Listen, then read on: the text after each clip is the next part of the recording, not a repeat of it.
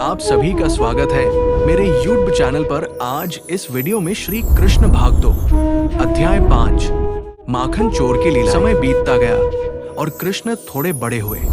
वे अपने बड़े भाई बलराम और अन्य ग्वाल बालों के साथ मिलकर पूरे गोकुल में शरारतें करते।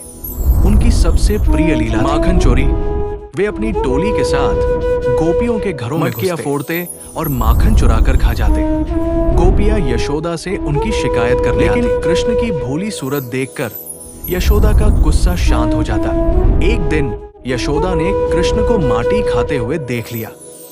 उन्होंने कृष्ण से मुंह खोलने को कहा। जब कृष्ण यशोदा ने उनके मुख में 14 भुवन, सूर्य, चंद्रमा, तारे, पर्वत, नदियां, संपूर्ण ब्रह्मांड को देखा। ये देखकर वो मूर्छित हो गए। एक और दिन कृष्ण की शरारतों से तंग आकर यशोदा ने उन्हें एक ऊखल ओखली से बांधने की कोशिश की, लेकिन हर बार रस्सी 2 अंगुल छोटी पड़ जाती। कृष्ण की कृपा से ही अंत में वो उन्हें बांध सकी। इसीलिए कृष्ण का एक नाम दामोदर, जिसके पेट पर रस्सी हो, भी पड़ा। कृष्ण उस ऊखल को घसीटते हुए वृक्षों के बीच से निकले। उन वृक्षों से टकराते ही वे एक बड़े धमाके के साथ गिर पड़े और उनसे यक्ष के 2 पुत्र नलकुबेर और मणिग्रीव, जो श्राप के कारण वृक्ष बन गए थे, मुक्त हो गए। अध्याय 6 कालिया दमन और गोवर्धन। गोकुल में यमुना नदी के एक कुंड में कालिया नाम का एक विषैला नाग रहता था। उसके विष से यमुना का पानी जहरीला हो गया था और कोई भी प्राणी उसके पास नहीं जाता था। खेलते खेलते ग्वाल बालों की गेंद उस कुंड में चली गई। कृष्ण गेंद लाने के लिए उस विषैले कुंड में कालिया नाग ने क्रोधित होकर कृष्ण पर आक्रमण कर दिया और उन्हें अपने शरीर में लपेट लिया। ये देखकर सभी ब्रजवासी व्याकुल हो उठे, लेकिन कृष्ण ने अपना आकार बढ़ाया और कालिया के फनों पर चढ़कर नृत्य करने लगे। उनके पैरों की मार से कालिया लहूलुहान। कालिया ने हार मान अंत में और कृष्ण से क्षमा मांगी।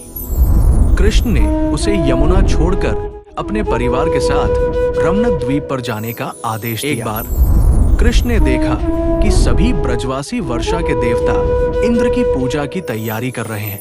कृष्ण ने नंद बाबा से कहा कि हमारे असली देवता जो हमें चारा, गोवर्धन पर्वत, लकड़ी और स्वच्छ जल देते हैं, हमें इंद्र की नहीं गोवर्धन की पूजा करनी चाहिए। ब्रजवासियों ने कृष्ण की बात मानकर गोवर्धन की पूजा की। इससे इंद्रदेव क्रोधित हो गए और उन्होंने मूसलाधार वर्षा शुरू कर दी। ऐसा लगा मानो प्रलय आ जाएगी। तब कृष्ण ने अपनी छोटी उंगली पर पूरे गोवर्धन पर्वत को उठा लिया और सभी ब्रजवासियों को उसके नीचे आश्रय दिया। 7 दिनों लेकिन ब्रजवासियों का बाल भी बाका नहीं हुआ। अंत में इंद्र का घमंड चूर चूर हो गया और उन्होंने कृष्ण से क्षमा मांगी। अध्याय 7 मथुरा प्रस्थान। कंस को अपने गुप्तचरों से कृष्ण की इन अलौकिक लीलाओं के बारे में पता चल रहा था। उसका भय अब चरम पर था। उसने कृष्ण और बलराम को मारने के लिए एक अंतिम उसने मथुरा में एक धनुष यज्ञ का आयोजन किया और कृष्ण बलराम को उसमें आमंत्रित करने के लिए अपने मंत्री अक्रूर को गोकुल भेजा। थी कि वो कंस की योजना युद्ध कुश्ती के बहाने अपने सबसे शक्तिशाली पहलवानों चाणूर और मुष्टिक के हाथों मरवा देगा।